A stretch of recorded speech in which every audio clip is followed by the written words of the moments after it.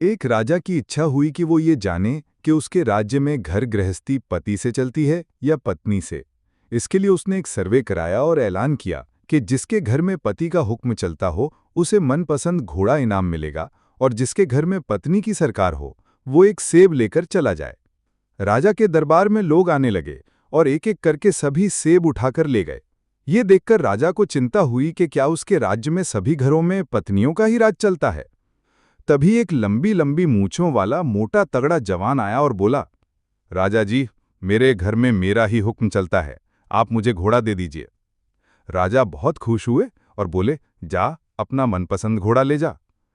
जवान काला घोड़ा लेकर चला गया, लेकिन थोड़ी देर बाद वापस आया और बोला, महाराज, घरवाली कहती है कि काला रंग अशुभ होता है, सफेद रंग शांति का प्रतीक है, इसलिए मुझे काले घोड़े की जगह सफेद घोड़ा दे दीजिए।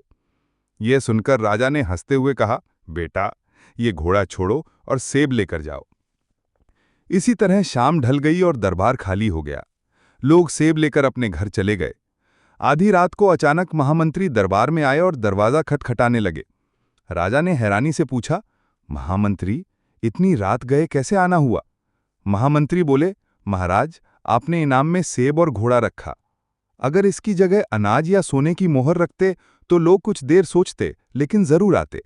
राजा ने कहा, मुझे तो इनाम में यही रखना था। महामंत्री ने कहा, महाराज, सेब और घोड़ा ठीक रखा है, लेकिन अब आपके लिए मैं सेब काट दूं। यह सुनकर राजा मुस्कुराए और बोले, एक सवाल है, तुम सुबह भी आ सकते थे या कल भी आ सकते थे, फिर आधी रात को क्यों आए? महामंत्री ने सिर झुकाकर कहा, महाराज, मेरी धर्मपत्नी ने कहा कि अभी जाकर राजा से पूछो ताकि सच्चाई का पता चल सके। यह सुनकर राजा ठहाका मारकर हंस पड़े और बोले, महामंत्री जी, सेब आप खुद ले लीजिए और सभी लोगों के पास भिजवा दीजिए।